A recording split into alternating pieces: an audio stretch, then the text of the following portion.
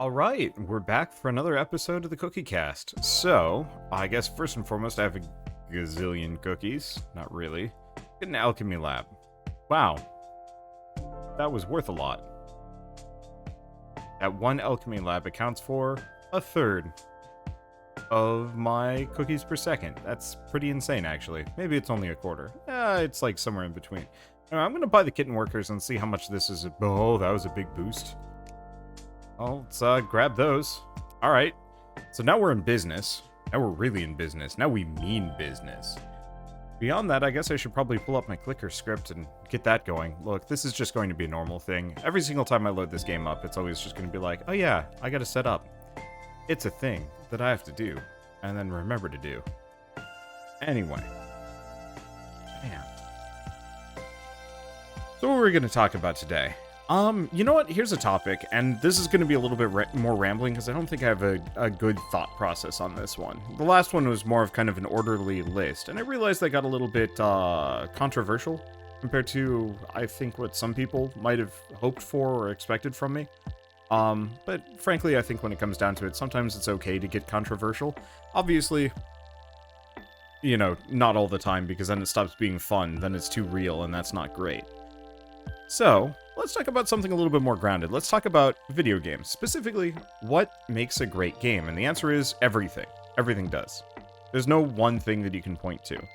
For many games, there is one thing you can point to for why it is a great game, but it's never one singular thing. And obviously, a lot of this has to do with the fact that, you know, games and game design and game appreciation is a very subjective thing. You know, it's not everybody's going to like games the same way. Not everybody is going to have the same tastes. I like gameplay. I think it's quite important to a game's overall... I don't even know. A game without good gameplay for me is quite boring, and I lose interest pretty quickly. I say as I play Cookie Clicker, which has no real gameplay, it's just sitting there watching numbers go up. Big number is another thing. That sometimes the goal is more important than the actual process of getting there. And if that goal is just seeing ridiculously large numbers and it's almost this kind of infinite pursuit, then why not? Why not have that? The main thing is that you have to have a game that is built well around those mechanics and that goal. And that if you get distracted or if you fall short, then you don't have a good game. So Cookie Clicker. If Cookie Clicker was just one of those where all you were doing was clicking on this cookie, and then just periodically your cursor would level up and it would click for higher numbers, like, that'd get pretty boring, yeah? I get bored of it very quickly, in fact. I'd lose interest almost immediately just because it's like, alright, I'll just leave that and walk away. Obviously, there's some kind of novelty in it. You know, how long do you keep that game running? How big can you get your big number? And it's more of a test of dedication to the big number than the actual act of getting the big number. And, you know, there's a couple of games like that. I know I'd mentioned Progress Quest. I think that's what it was called. Or was it Idle Adventure? One or the other. But effectively, Progress Quest is one of those games that, you know, you don't play. You just load it up. And it's kind of more of the novelty of, I've been playing this for forever. Or at least I've left this on for forever. How ridiculous is my adventure? It's not like you actually really have that much of a personal connection to what that adventure has been through. It's not like you cared about the nth tillion dragon that they slayed along the way. You know, you're so far removed from that. At that point, it's more just to see that that adventure is still going, still progressing, and still leveling up and wielding progressively more ridiculous weapons. And that's it. That's all that really matters. And I think for some people, that's fine. But you kind of have to know ahead of time that that's going to be what the game is going to be. What do we have here? Factories are twice as efficient. I don't even know what to invest in. Cursors, I guess. And grandmothers. Unfortunately, that accumulated, you know, some amount of progress. I think we want to get the farm and the mine up to 100. That seems like my next major goal, maybe. But so for Cookie Clicker, the reason why it is good is there's a couple of things. I mean, obviously, you've got your basic structures. You've got the cursor, the grandma, the farm, the mine, factory, bank, temple, wizard tower. And it keeps going, you know, there's more and more. If you notice that, like, some of the next ones that we have to get require literally 1 trillion. Which is going to take, like, an egregious amount of time and effort and funds. And that could get quite dicey. Let's see, did I? Yeah, I did do this.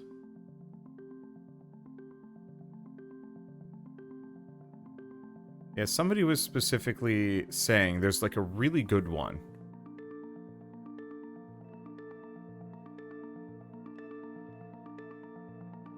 Stretch time. All active buffs get 10% more time. Okay.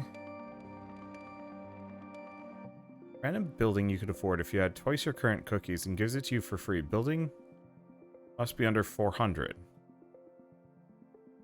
And cannot be your most built one. Huh.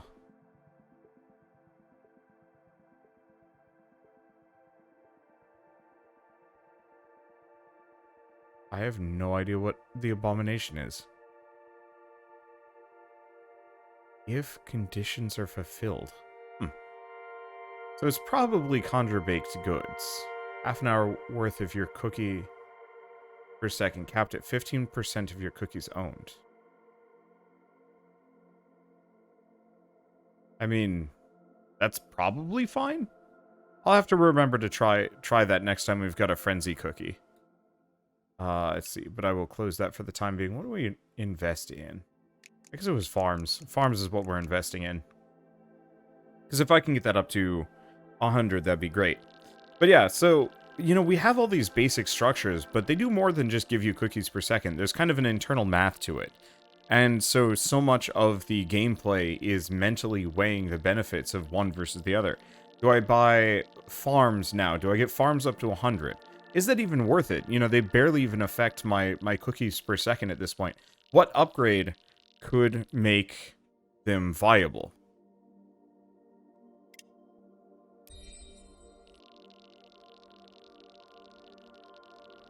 I don't think that spell was particularly useful. Well, that sucks.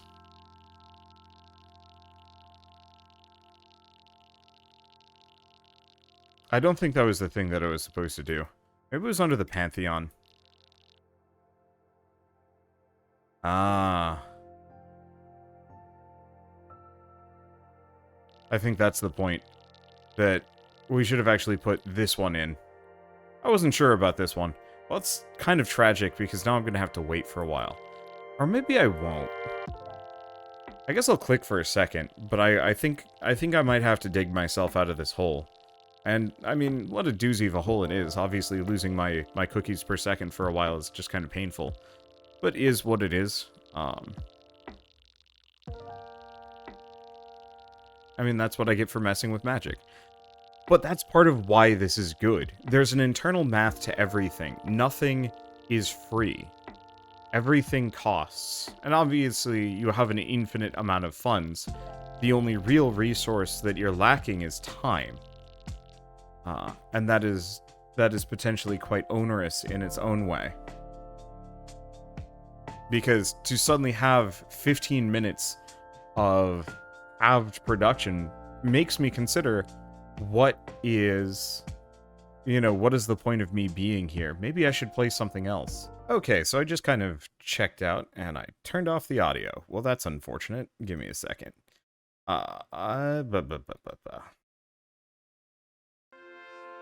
There we go. I just checked out while I was waiting for that to go. Obviously, it wasn't that much of a detractor, but it's enough to slow me down. Ooh, wizard towers are twice as efficient. I like that. The factory bonus is good, too. But that's the frenzy.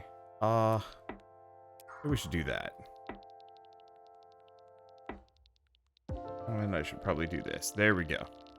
Okay, so that just gives me a nice big bonus to cookies per second for at least a little while.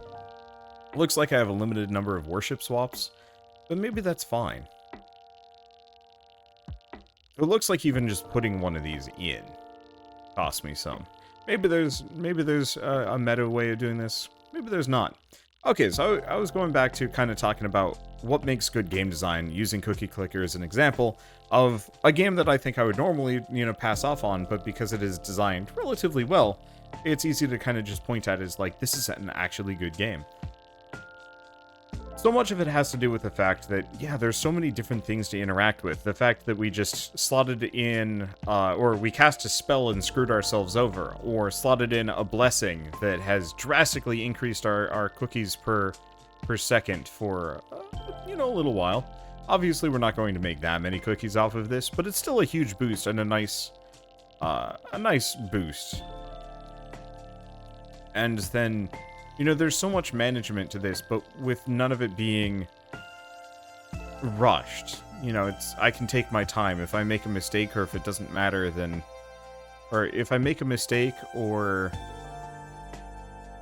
I'm just trying to see if any of these other ones are actually worth going for. And that maybe, but not really. I mean, Jeremy's Spirit of Industry could be kind of interesting. But I think most of this stuff I just kind of want to ignore. This'll just... Oh. Golden Cookie is clicked. This spirit is unslotted and all worship swaps are... Oh, just that spirit is unslotted, though. There's also sugar lumps. I don't... Oh. They mature after 20 hours, ripen after 23 hours, and fall after a day. Okay, so I've got that. So we could get extra cursor CPS. Maybe. I think I'm going to level up the grandmas. Oh, but that didn't unlock a minigame. Shoot. Well, we're going to have to wait on that one. Alright, do we level up the wizards? Sure. That's a big boost. What else do we do? The factory bonus. Give me an extra 4%. It might be worth it. It probably isn't, but it's only 6.5 billion. We might as well grab both. What else do we even have to grab here? Because I'm getting 15 million per second, which is like a tremendous amount more. 51 billion for shipments are twice as effective. That might not be... That's not actually that great. Probably because I need more shipments, is the real answer. Alright, so... Things, talking about things, examining. I mean, the part of it is that it's so easy to get distracted under all of these systems. So many of them are actually worth looking at and investing time and attention into because each one of them has a potential of getting me something big. But, like I said, there's a math to everything. Is it really worth it investing in farms, getting them up to 100? I don't actually know. As far as I can tell, no, I don't think so. And maybe there is like a direct reason why I would want to. Whoa. It is actually a demonstrable effect. Alright, and that was pretty bad. But that's fine. Getting the extra achievement seems worthwhile to me all the same. But yeah, there's just so many layers to it that I could even see myself playing differently the next time around, not investing my sugar lumps in grannies, because it turns out that's meaningless. And who knows, maybe there's something better than temples and wizards as far as investing those sugar lumps goes. Maybe there's something wildly different with a completely overpowered ability that I don't even know about. And so having that depth, I think that's what makes a game great. And obviously, sometimes that is quite wrong. It's part of the reason why, for example, I like games like Dark Souls, but I don't like Fury that much.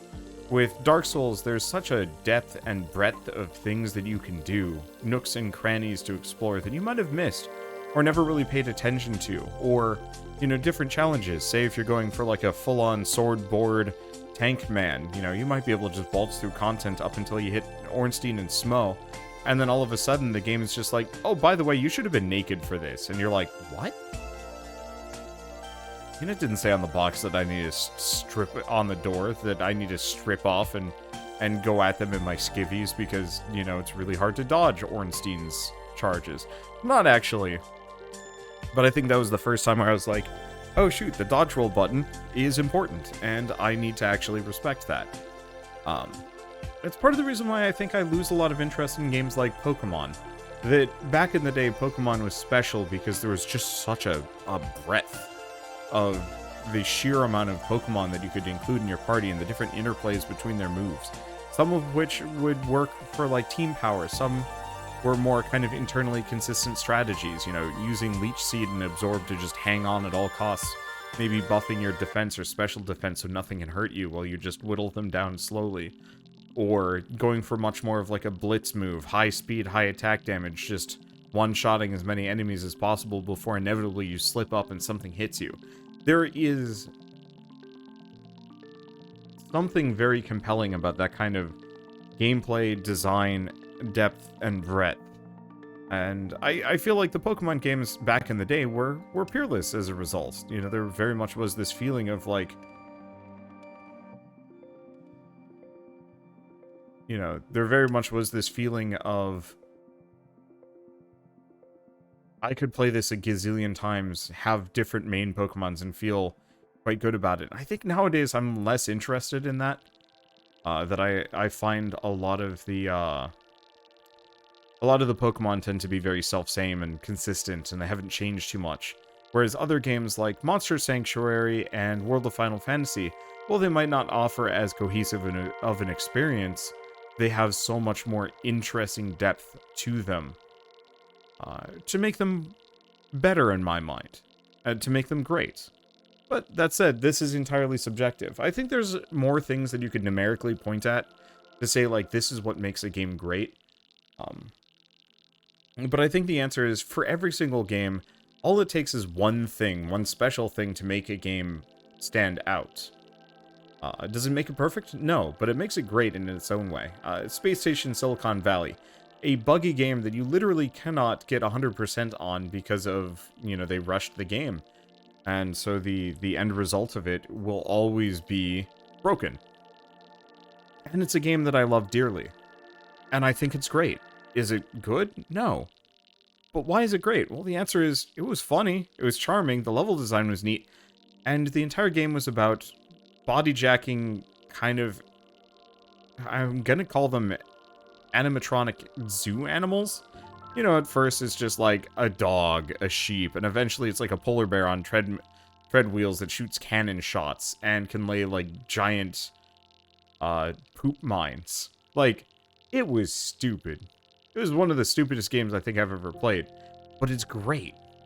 It's great because there's nothing else like it. There's never been anything else like it. And I miss it dearly because it was just that weird and that fun. And so, I don't know. I think truly I'm just kind of rambling about, like, things that could make games good. On a more general sense, you know, if I wanted to put together some kind of scoring rubric system, it would be interesting to have... You'd have to have diminishing returns involved. You know, graphics mean a lot, but if gameplay is bad, then graphics mean nothing. To, I guess, contradict myself from before. Well,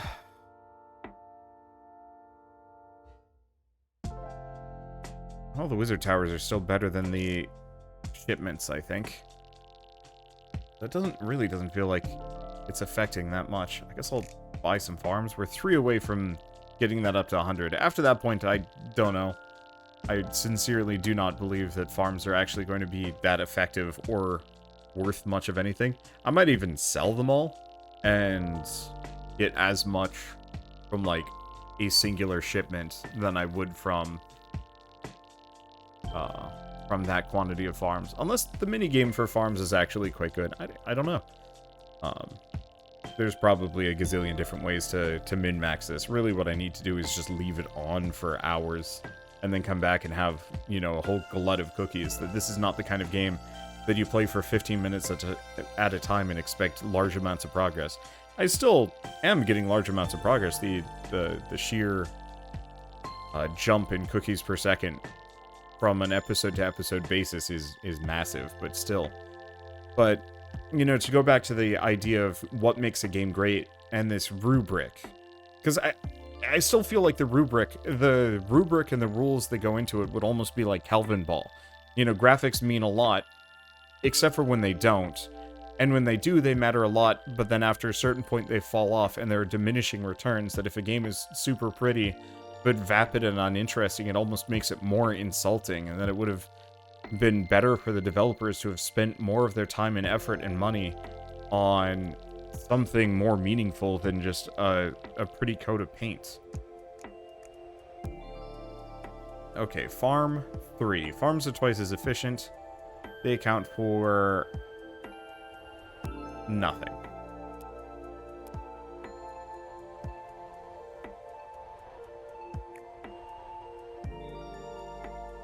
Maybe I'll invest more, but I could easily sell these and get something else. Whoops. That is the button that I didn't mean to press, but that's okay. Okay, so I'm just gonna switch over to buy. And I'm just gonna buy Wizard Tower and a couple of those. Okay. I'm pretty sure. Wow. 100 million per second. That's a solid boost right there. Anyway. What was I saying? Rubric, Calvin Ball. I don't know. I feel like I should make this at some point. But I think the true answer is that there's no one thing that makes any game great. That's an easy example. Dusk. Kind of looks like ass until you look at it longer, or you look at it through the lens of kind of its sum total, and then you realize it's actually quite beautiful. Cruelty Squad. Game looks like ass, plays like ass, but there's something so special about it, it doesn't matter. Undertale, a fairly basic pixel art game with, you know, a couple of scenes here and there that are beautiful, and mechanics that are, frankly, not even that fancy. It's just a variant bullet hell RPG. But the combination of all of it together makes it so much greater of a game than any of the components could ever even imply that it could be. Because would Undertale be a great game without the gameplay? Yes, but it wouldn't have the same impact. Would it be as meaningful of a game without the soundtrack? Yes, but it wouldn't have had the same impact. Would it have been as great of a game without the story? No, actually, that's like the one linchpin that was holding... I'm not going to say holds that game together, but that the story for that game and the characters within it really are the foundation that made that game great. And so, I think it's better to almost examine a game as... Every game is not a ship of Theseus. It's kind of like a reverse ship of Theseus. You know, how much do you remove before it stops becoming the thing? Not how much do you replace, but cookie clicker. You take away the clicking. You know, honestly, there's even Achivo runs.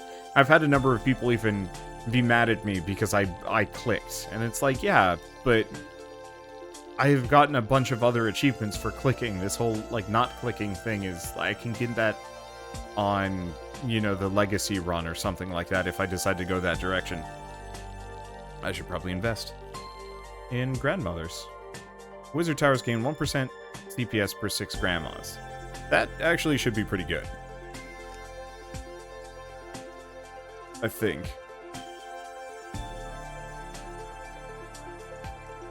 Yeah, I mean, the grandmas account for a lot. We'll keep buying grandmas. I don't know about farms. They just don't seem like it was really that worth it. Same thing with the mines.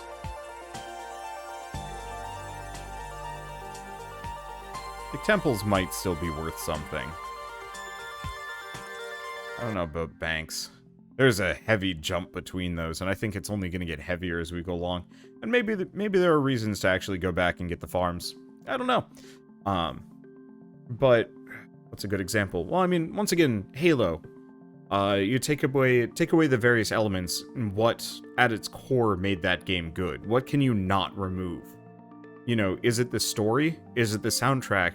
Is it the set pieces? And is it the gameplay? I would say you could easily turn Halo into a... I won't say a walking sim, because I think that's too much. But I think you could have turned that into like a tactical RPG. Or an RTS, and it would still have some amount of heft and impact. Or if it had been an action RPG, I think it could have had the same impact, you know. Maybe you have a gun, but maybe you also just have a sword or a hammer or something like that. You still have a lot of the plot and whatnot. So the gameplay I don't feel like was the crux of Halo. I think it was important. But I think, at least viewed from the lens of 20 years later, that Halo exists mostly because of the story and the set pieces, with a secondary boost from the music and the gameplay. But so much of that is, once again, based entirely on the lens of 20 years later. Back at the time, I'd actually say the gameplay was so much more important because it was the first first-person shooter to do almost half of the things that they did. You know, it was a much slower, more methodical game. The use of vehicles was both intrinsic and kind of a bonus, a fun diversion from the core gameplay loop of running around shooting things. The regenerating health, which honestly was pushed harder by many other games in the aftermath of Halo, but at the same time was pioneered, I'd say, by Halo. I'm sure maybe somebody else did it too, but the way it worked in Halo was just so perfect. You know, here's your temporary HP that will come right back, and then here's your permanent HP, and if you want to get that back, you got to get a med kit. And that felt like a nice change of pace compared to how it worked in Doom or Quake or, you know, most other first-person shooters at the time. And so I liked that. And so I don't know. What are some other games? I mean, there's a gazillion other ones. I feel like the Final Fantasy games is just story and visuals, with a secondary assist from the music. But even that, so many of them transcend beyond, because, you know, not everybody could ever make a Final Fantasy game. You know, that it really takes a concerted effort from a group of incredibly talented individuals that really know the product that they're making to make one of those. And I've seen a lot of attempts. There's one or two that are decent, but most of the time when I see somebody trying to make a indie or AA JRPG, it's usually okay at best. You know, maybe on par with some of the earlier Final Fantasy games.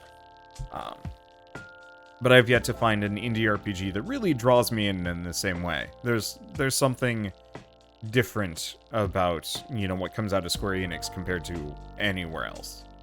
But I'm always open to trying more and seeing, you know, who can come up with something better. Those wizard towers got a boost.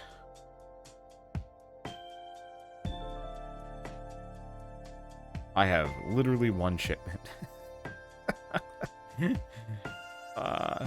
Still pulling a fair bit of my cookies per second, though. Do I get another cookie? I mean, that's meaningless to me. Yeah, I'll get a second one of those. Unfortunately, I think we're gonna have to wait here. Gosh, is there anything else to talk? I feel like I've talked myself in circles, but I think the point is that there is no point. That there is no way to truly say what is a great game on paper. That there's no template for it. There's no singular rubric that you can pass over every single game. You know, objectively, you could say that Doom 2016 is a better first-person shooter than Project Warlock. And I think I'd agree with that. I think I would agree with that a fair bit, but at the same time, I'd also posit that Project Warlock was a lot of fun, and some amount of me wants to go back to Project Warlock considerably more than ever going back to Doom 2016. I think a lot of that just has to do with the fact that one was kind of novel and weird and had a bunch of things that I didn't even really commit to because you could kind of level up. I think RPG mechanics kind of help in games that normally don't have RPG mechanics. Being able to specialize one way or another changes a fair bit. I know even Doom had that, where you could go different paths on each weapon, but it didn't go deep enough to really make me feel like, yeah, I should do that again at some point. And maybe I will at some point, but still, I don't know. I think I will never have a good answer on what makes a game a great game, but I would love to put together some kind of ridiculous Kelvin Ball-esque, you know, hyper math grading rubric for a game that is purely just like pure numbers at the start, and then at the end of it, you just start giving it bonus points purely on superlative weirdness of just like, hey, this game is great, and everybody else is like, what? No, it isn't. But I like it. You know, just like a full point because you liked the game. Doesn't matter if it was amazing, if it really changed the industry at all. Did you like it? Yeah. Cool. Okay, I think temples are worth investing in at this point. Maybe. Probably also want to get banks up to 50. Temples and banks, if I can. It's gonna take a long time, though. Kinda no matter what. But at least we're really racking in those cookies. So, I think with all of that, I don't want to say that I've said all that I can say at the moment. And I'd love to hear your thoughts on this. You know, what does make a game a great game? Because I think you can point at any game and say as such. And I think it's maybe you can do that, and then it's up to everybody else agreeing with you that makes that objectively true. But even then, maybe not. You know, maybe sometimes it's okay to have a small number of people that aggressively love a niche title as a masterpiece, even though the rest of the world will think that you're crazy. Don't know. But, with all of that said, hope you guys enjoyed this. I'm gonna try and mix, you know, critical and then more positive things, you know, just back and forth. Because the last topic got a little heavy, and I think this one was a little bit loosey-goosey, but generally a lot more fun. So, we will be back next time with hopefully a lot more cookies that we can just dump into probably another alchemy lab, or maybe some other sweet upgrade. Getting Wizard Tower up to 25, I think, might be the thing that I do first, though. I don't know. But for now, thanks for watching. I'll see you next time.